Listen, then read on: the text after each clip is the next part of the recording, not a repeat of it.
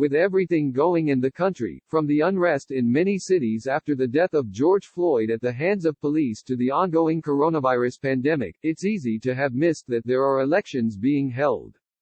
But several states have primaries up and down the ballot: Indiana, Iowa, Maryland, Montana, New Mexico, Rhode Island, South Dakota and Washington, D.C. Pennsylvania is holding primary voting on Tuesday, though Governor Tom Wolf extended the deadline for voting by mail 1 week, until June 9. Here are the races to watch. Live results will appear Tuesday evening. Presidential primaries press on. Former Vice President Joe Biden, the presumptive Democratic nominee, has not yet officially clinched the nomination. He is 425 delegates short of the magic number of 1,991.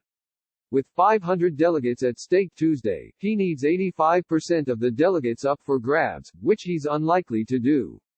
More likely, Biden will cross the threshold next week, June 9, when Georgia and West Virginia vote with their 133 delegates at stake, and when we'll get the results of Pennsylvania's primary with its 186 delegates.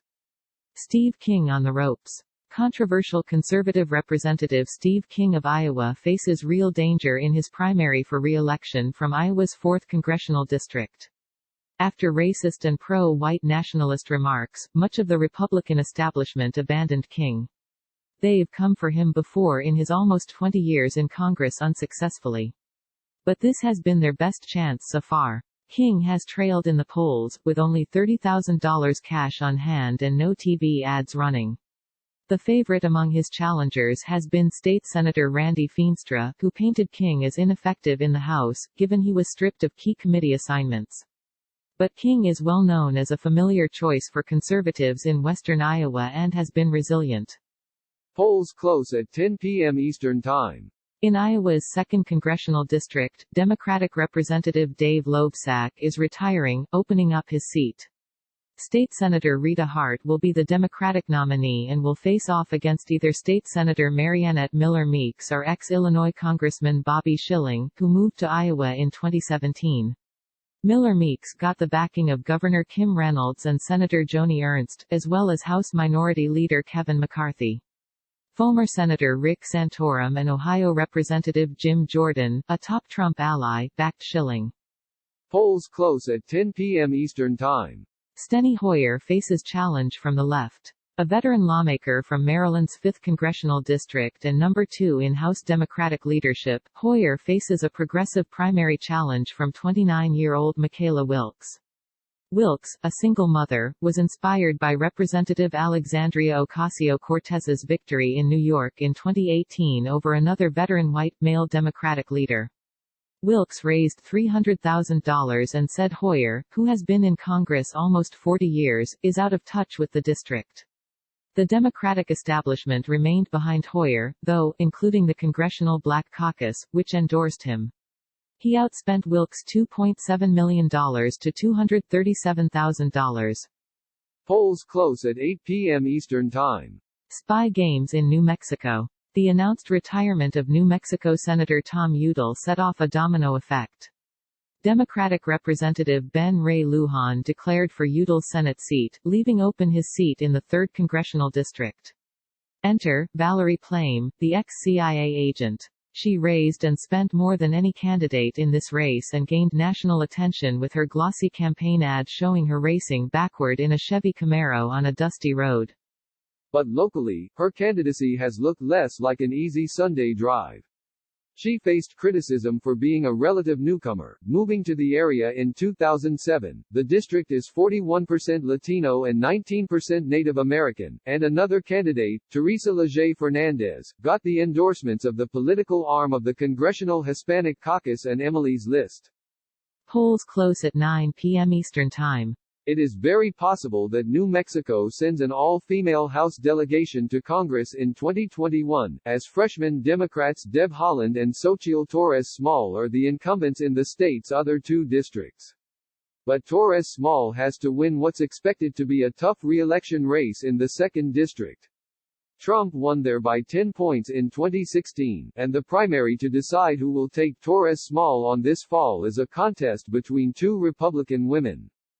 It's been a nasty primary between Yvette Harrell, the 2018 nominee, and Claire Chase, an oil executive. Both have campaigned on who's the most pro-Trump. Harrell got the backing of the House Freedom Caucus, but Chase outraised and outspent Harrell, with support from Defending Main Street, a group with ties to establishment Republicans. Polls close at 9 p.m. Eastern Time. Senate match-ups to be set in Iowa and Montana. Democrats are hoping to take back the Senate this fall. They have an outside shot at that right now, but their odds have looked increasingly better of late. Partially, that's because of these two races. In Iowa, Democrats are targeting incumbent Republican Joni Ernst, but first there's the primary Tuesday. The Democratic Senatorial Campaign Committee backed real estate executive Teresa Greenfield in the four-way contest. Greenfield raised $7.1 million and went into Tuesday as the favorite.